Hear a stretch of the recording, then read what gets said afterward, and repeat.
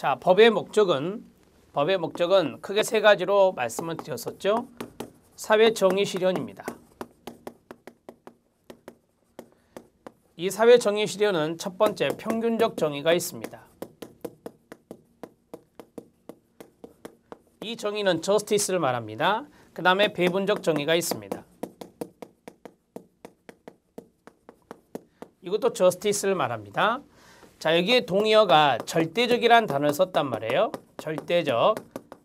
하나만 더요. 산술적이란 말을 썼습니다. 그럼 여기는 뭐냐? 상대적이 되겠죠. 이거는 상대적이 되고 이거는 비례적이라 그랬습니다. 간단하게 잡으면 평균적 정의는 바로 같은 것은 같은 방법으로 옵니다.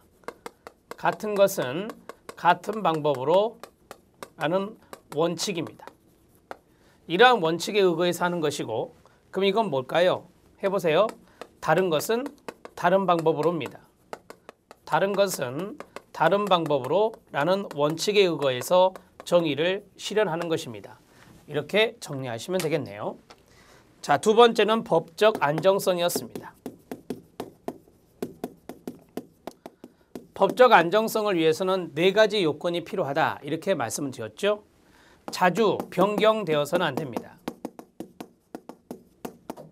두 번째는 현실적으로 운영돼야 됩니다.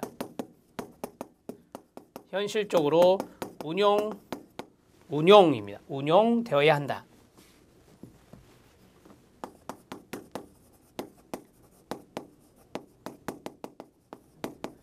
슬래시 하시고요.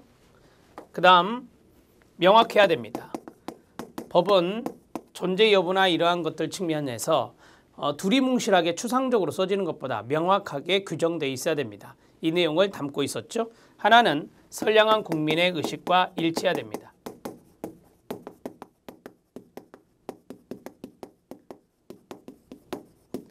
자, 여기까지가 법적 안정성을 갖기 위한 요건들입니다. 질서 유지가 있습니다. 사회 질서 유지를 위해서 법은 필요하다라는 것은 여러분들이 많이 아실 겁니다. 만약에 질서를 위반했다. 질서를 위반한 경우 바로 벌칙이 주어집니다. 법에 의해서 벌칙이 주어집니다. 이런 것들이 바로 질서 유지 차원에서 필요하다는 겁니다. 법의 목적에 대해서 말씀드렸습니다. 법의 목적은 시험에 출제된 바 있다 말씀드렸고요. 여기 있는 사회정의 실현을 잘 기억하시기 바랍니다. 사회복지법의 존재 목적 및 이념입니다. 사회복지법의 밑줄. 모든 국민의 인간다운 생활을 보장함으로써 건강하고 문화적인 생활을 영위하도록 하고, 이게 바로 사회복지의 의미죠. 특히 소득 재분배의 밑줄 치시기 바랍니다. 소득 재분배는 사회복지 정책에서 나오는 사회복지의 개념입니다.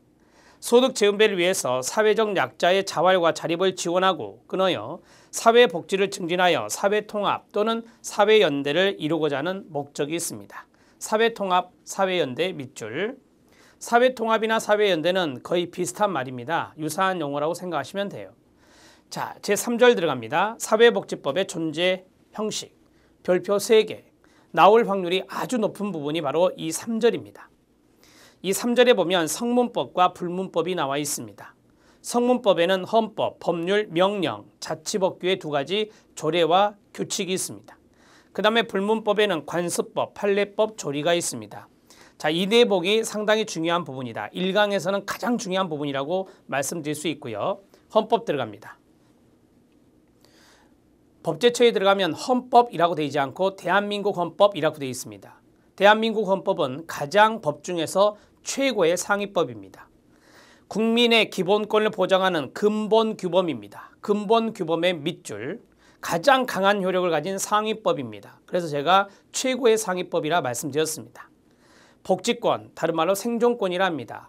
복지권에 관한 최초의 헌법적 규정은 독일에서 있었는데요. 1919년에 바이마르 헌법입니다.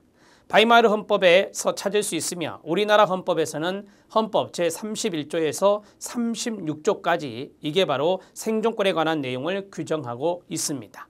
이 생존권에 관한 규정은 뒷부분에서 여러분들과 함께 할 것입니다. 법률입니다. 법률이라면 아시죠? 국회의 의결을 거칩니다. 대통령이 서명 공포함으로써 성립하는 법률이라는 이름을 가진 규범입니다.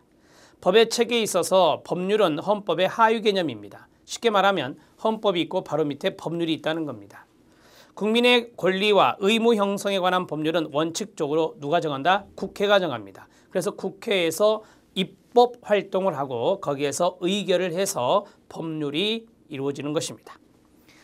명령입니다. 명령은 대개 대통령이 반포하는 명령과 대통령이 공포하는 명령과 총리가 공포하는 명령과 각부 장관이 명하는 명령이 있습니다.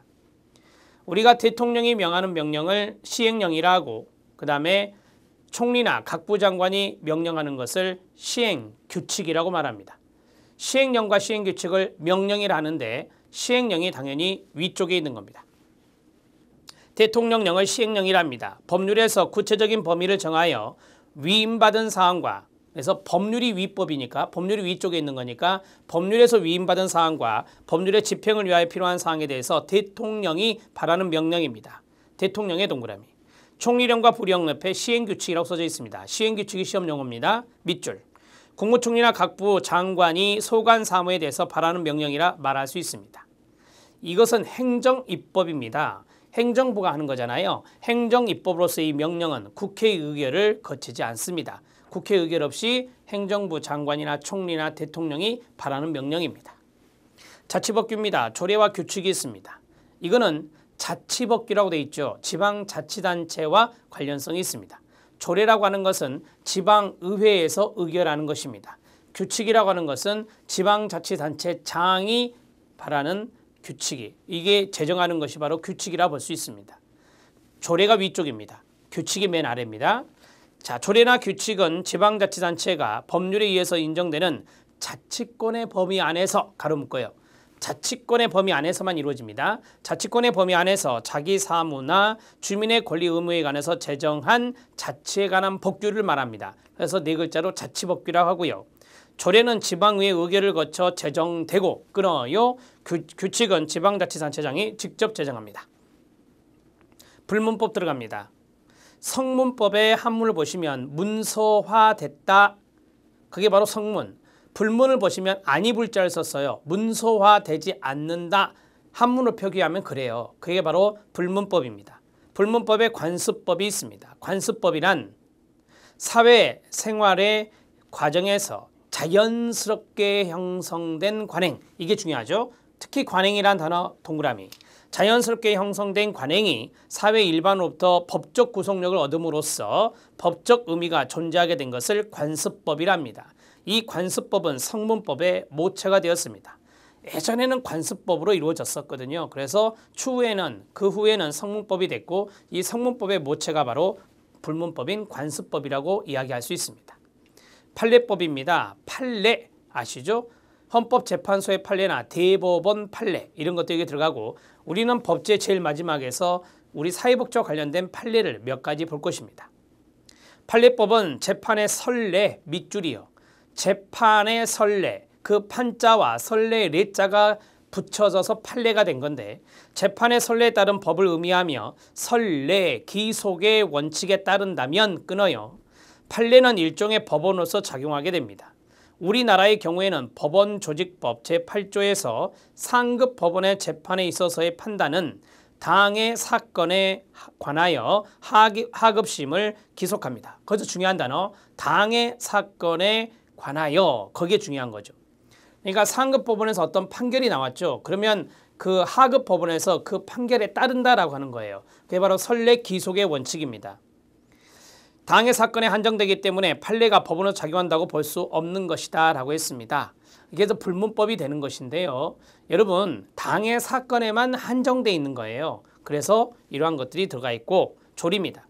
조리는 사회의 일반적인 가치, 일반적 가치의 밑줄, 공서양속 밑줄, 법의 일반 원칙, 보편적 상식, 상식의 동그라미, 사물의 이치, 이치의 동그라미, 우리가 보통 신의칙이라는 말도 쓰거든요.